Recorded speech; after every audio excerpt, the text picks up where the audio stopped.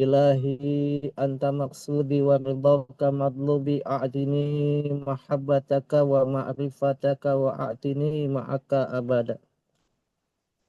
Kehadapan seluruh ahli silsilah thariqah Qadiriyatin Naqsyabandiyah Mahad Suryalaya Sirna Rasa PPKN, khususan abina wa mursidina wa murabbi ruhina Syekh Muhammad Abdul Gausi Maslul Al-Qadiri An-Naqsyabandi. Al-Fatihah. A'udzu billahi minasyaitonir rajim. Bismillahirrahmanirrahim. Alhamdulillahi rabbil alamin arrahmanir rahim maliki yaumiddin. Iyyaka na'budu wa iyyaka nasta'in ihdinas siratal mustaqim. Siratal ladzina an'amta 'alaihim ghairil maghdubi 'alaihim waladdallin. Amin. Yang kami muliakan para staf khusus petani anti gempa Pangersa Abah, yang mulia Bapak Kiai Haji Hasan Bakri, Bapak Kiai Haji Anang Asy'ari, Bapak Kiai Haji Zainal Mutakin, Bapak Kiai Haji Budiono, Profesor Kiai Haji Subandi Nur Muhammad, dan seluruh wakil talqin yang hadir pada pagi hari ini, yang tidak tersebut oleh kami senantiasa Allah muliakan mereka dengan kemuliaan Syekh Mursyid, untuk senantiasa menjaga amalan ini tetap lestari sampai akhir zaman. Bunda Kaya Kesumona beserta jajaran MOI dan juga petugas manakib setiap pagi subuh, yaitu Kiai Haji Harun Ar-Rasyid dan Bapak Ustadz Suyatno, senantiasa Allah muliakan mereka semua. Para kiai, para asatid, asatizah, para pimpinan madrasah, dan para pemangku manaqib seluruh dunia pada pagi hari ini, ikhwan akhwat yang sedang menuju hakikat keikhwanan, para pecinta kesucian jiwa rahimakumullah. Alhamdulillahilladzi fadhalana ala katsirin min ibadihil mu'minin. Kita sudah disampaikan oleh Allah dari guru kita sampai di yaumut tasyrik, yaitu tanggal 11, 12, 13 Zulhijjah. Pada hakikatnya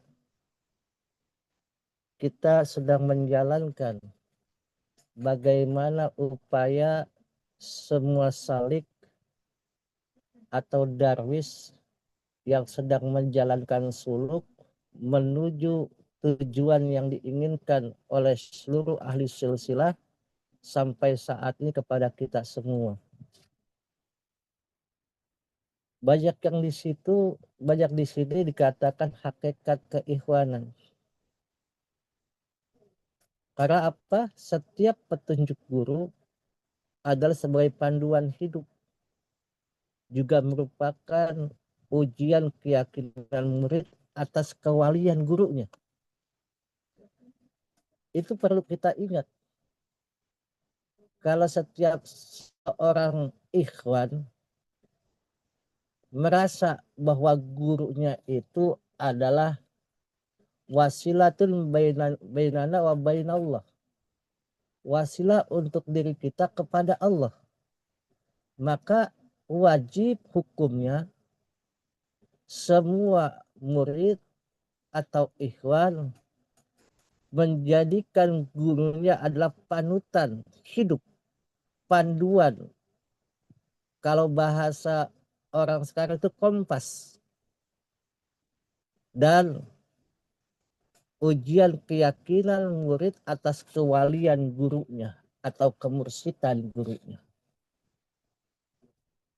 Guru-guru agung, seluruh ahli silsilah thariqah Qadiriyah Naqsyabandiyah Mahad Suryalaya Sirna Rasa PPKN, dari Syekh Abdullah Mubarak bin Nur Muhammad sampai Syekh Ahmad Swahibul Wafa Tajul Arifin, dan guru kita secara zahir yang mengajarkan kita untuk senantiasa belajar untuk usul kepada Allah, yaitu Syekh Muhammad Abdul Ghaus Maslul atau Abah Awas, sangat tegas menyatakan bahwa tanbih yang kita baca adalah jati diri dan hakikat daripada keikhwanan.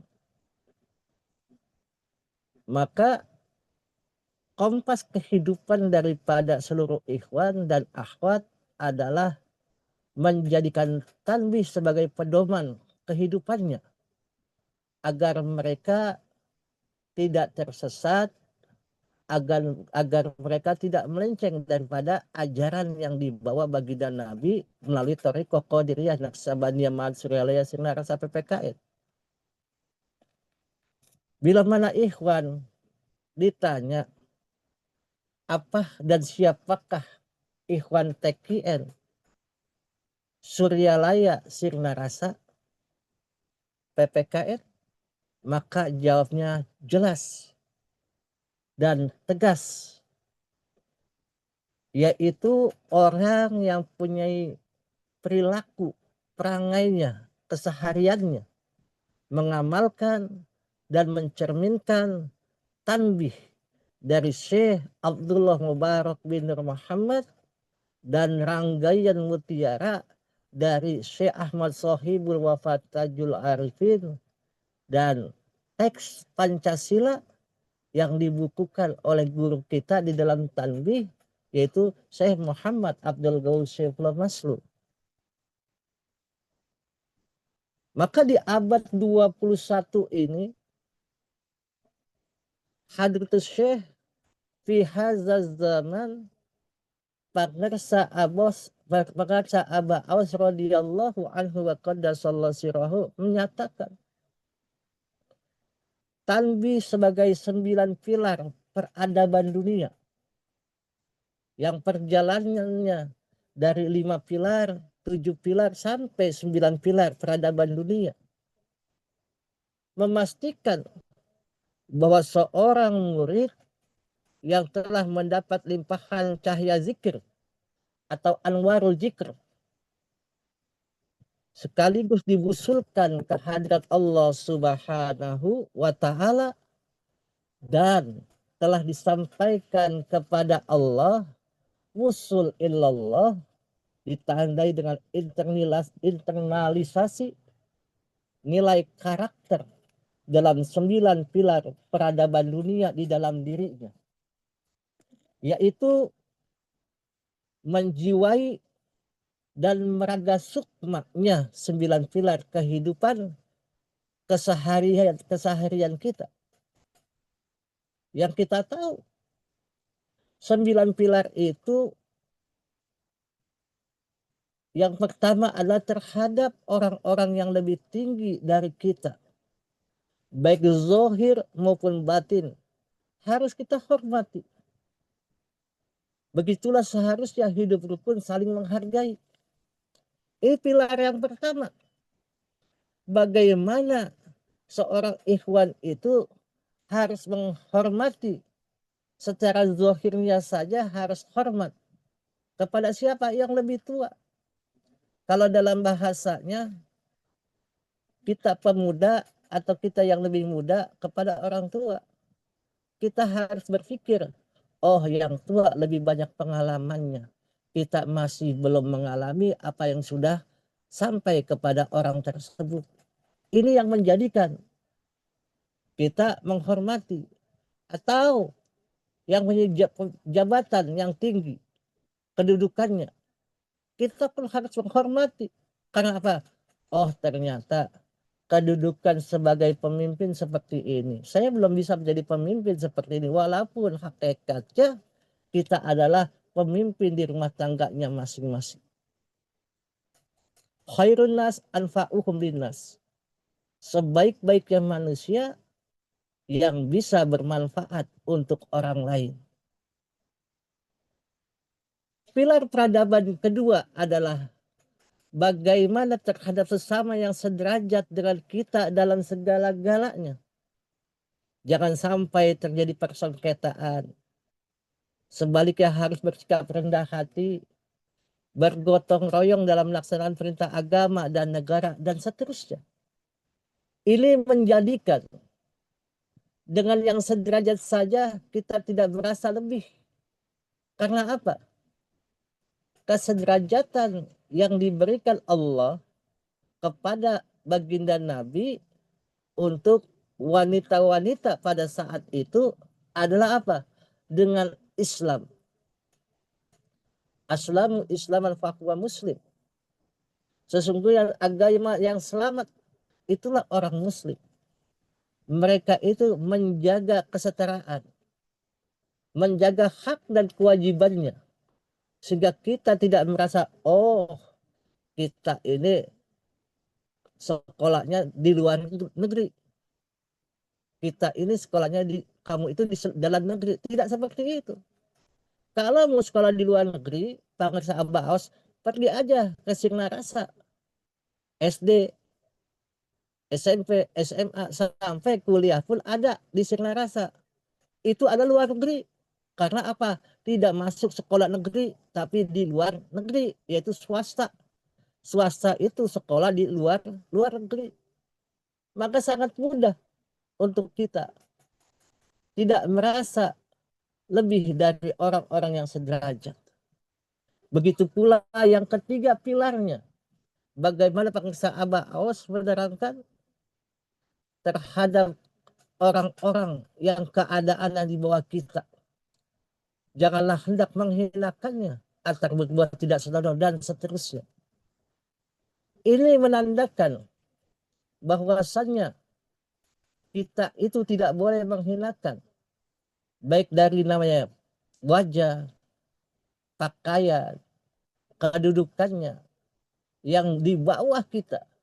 Karena hakikatnya mereka itu sudah diberikan oleh Allah dengan ketentuan seperti itu. Kita pun tidak mau seperti orang-orang peminta-minta. Kita pun tidak ingin menjadi orang-orang yang senantiasa menandahkan tangan di hadapan orang lain. Tetapi itulah yang Allah berikan kepada mereka. Maka sudut pandang seorang ikhwan melihat sesuatu yang ada di bawahnya, Allah kembalikan dengan inna lillahi wa inna ilaihi rajiun. Dikala di hari tarwiyah, mimpinya Nabi Ibrahim alaihissalam, dan Allah perintahkan karena nadarnya Nabi Ibrahim alaihissalam pada saat itu, bila diberikan kemuliaan anak apapun yang Allah perintahkan kepadanya, maka aku akan laksanakan. Itu pernyataan Nabi Ibrahim. Maka dikala diperintah dalam tanggal 8 Zulhijjah, yaitu di hari Tarwiyah, beliau bermimpi untuk menyembelih putranya Ismail, maka dikatakan inna lillahi wa inna ilaihi rajiun. Asal dari Allah, kembali kepada Allah. Inilah hakikat bahwasanya kita melihat yang di bawah itu, mereka adalah ciptaan Allah. Mereka adalah makhluk Allah. Dan yang keempat, dalam 9 pilar peradaban dunia terhadap fakir miskin, harus kasih sayang, ramah tamah, serta bermanis budi, bersikap murah tangan, dan seterusnya. Ini menandakan bahwasannya terhadap orang fakir, orang miskin, orang duafa, kita pun harus punya rasa kasih sayang. Bagaimana ditutup tularkan oleh seluruh anbiya, oleh seluruh wali, untuk memberikan kasih sayangnya kepada orang-orang yang fakir, orang-orang yang miskin, orang-orang yang tidak mampu secara materialnya, agar mereka mampu. Ini adalah konsep bagaimana seseorang itu mempunyai kedudukan. Ada yang di bawah, ada yang pertengahan, ada yang tinggi, ada yang lebih tinggi. Ini membuat kita merasa inilah yang harus dikeluarkan oleh seluruh ikhwan, yaitu zauk, rasa yang luar biasa, yang dalam kitab Fadhailus Suhur di bulan Zulqa'dah, zalnya itu zauk, agar kita merasa, maka dalam rasa itu kita berzikir, ingat kepada Allah, bahwasanya mereka itu ya harus kita kasih sayang. Maka di bulan Zulhijjah pemotongan hewan kurban, yaitu hari raya Udhiyah yang ditandai dengan namanya bulan duha dari kata duha, ini menjadikan kita bahwasannya kita harus punya responsibility kepada orang-orang yang fakir, miskin, dan duafa. Jangan kita lihat keluar dulu, tapi lihat kiri kanan kita. Masih banyak yang diberikan, harus diberikan pertolongan dengan rezeki yang Allah titipkan kepada kita semua. Pilar peradaban dunia yang kelima adalah jangan benci kepada ulama yang sejaman. Ini yang harus kita patri. Kadang-kadang nyelenehnya kita kepada orang-orang yang berbeda pendapat dengan guru kita. Menyatakan itu, langsung kita katakan, oh itu sesat. Tidak bisa. Tapi kita harus melihat dari sudut pandang. Oh mungkin mereka ngambil dari sudut pandang fikih. Oh mungkin mereka mengambil dari sudut pandang keumuman. Tapi kita tidak boleh mencela. Kita tidak boleh benci kepada ulama yang sejaman atau kepada orang-orang khususnya yang belum ikut kepada Aba Aws. Kita tidak boleh benci. Kita tinggal doakan kepada mereka semua agar mereka kembali ke pangkuan Syekh Mursyidnya, yaitu Syekh Ahmad Sohibul Wafa Tajul Arifin, kepada pangersa Aba Aws. Ini yang menjadikan mentalitas daripada seluruh ikhwan, tidak boleh membenci ulama yang sejaman, walaupun ulama dari toriko ataupun di luar toriko. Tujuan kita hanya ikut kepada guru kita. Pilar peradaban dunia yang keenam adalah jangan menyalahkan ajaran orang lain. Ini banyak terjadi di medsos. Bila kita melihat argumentasi dari orang-orang yang berbeda pendapat dengan kita, kita merasa lebih baik dari orang itu, atau ajaran mereka tidak sesuai dengan keinginan kita, sehingga kita menyalahkan walaupun secara mulut tidak berbicara, tapi kalbu kita menyatakan, ah begitu banget, enakan guru kita. Kadang-kadang maaf, di kala pengajian umum kita mendengar, kok kagak ada rasanya, gue kagak ikut pengajian, itu pun tidak baik. Tapi kita lihat, oh inilah keberagaman yang Allah berikan untuk kita bisa membedakannya. Dan yang pilar peradaban yang ketujuh adalah jangan meneliti murid orang lain. Kita sering sibuk dengan urusan orang lain, dengan namanya amalan orang lain, tapi tidak pernah sibuk dengan aib diri kita sendiri. Maka jangan pikirkan yang lain, sibuklah dengan aib diri kita. Masih banyak kekurangan-kekurangan kita, masih banyak amalia-amalia kita yang belum kita laksanakan secara maksimal. Dan yang kedelapan, jangan berhenti melaksanakan amalia meskipun diganggu orang lain. Kadang-kadang kita melihat sesuatu yang lebih wah daripada guru kita. Kita itu kadang-kadang terganggu ingin melaksanakan amalia itu. Kadang-kadang, maaf, ada amalia yang keluar dari medsos.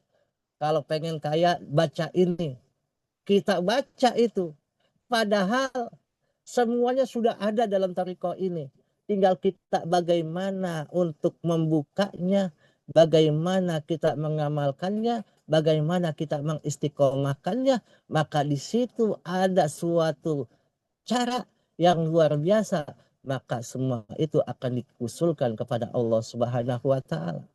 Pemirsa, Aba Awas pernah berkata, kalau semua ikhwan, akhwat, murid TKN Rasa PPKN yang datang ke hadapannya, mereka hanya tujuannya untuk diusulkan kepada Allah, maka Allah akan buka pori-pori di tubuhnya sebanyak 124.000 pori-pori tubuhnya dibukakannya. Baik pintu rezeki, dari pintu apapun Allah buka dari segala arah yang ada di sekujur tubuh kita. Dan yang terakhir adalah pilar peradaban yang ke-9, harus menyayangi orang yang membenci. Ini yang agak sulit. Jangankan kita tidak suka sama yang membenci kita, dengan orang yang kita cintai saja kita itu kadang-kadang tidak mau melaksanakan perintahnya.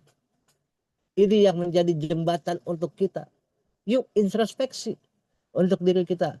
Sudah sebagus mana, sebaik mana kita menyayangi diri kita, dan sebaik mana kita menyayangi orang lain, yang hubungannya untuk kita adalah bagaimana membangun suatu peradaban ini dengan ikatan yang luar biasa, hablum minannas wa hablum minallah, agar tercipta kesetaraan antara kita untuk bisa beribadah sesungguhnya. Mereka sedang bertauhid kepada Allah, kita mencoba dengan orang-orang yang tidak menyayangi kepada kita, jangan kita benci. Mungkin dari orang yang benci kepada kita itu timbul kekuatan dalam diri kita. Oh, ternyata kita punya kesalahan ini, kita perbaiki kesalahan kita, maka menjadi kekuatan ilmu kita untuk senantiasa kita menyadari sesungguhnya manusia itu banyak salah, banyak lupa, banyak dosa, tapi tujuannya bagaimana kita mencari solusi untuk bisa mendapatkan kebaikan dalam amalia ini agar terjaga, terpelihara untuk senantiasa kita menjadi orang-orang yang unggul, orang-orang yang pasti dan dapat diusulkan oleh Allah dari keagungan kemuliaan guru agung kita Pangersa Abah Aus. Berkah semuanya segalanya selamanya. Mohon maaf. Wallahul muwafiq ila aqwamit thoriq. Wassalamualaikum warahmatullahi wabarakatuh.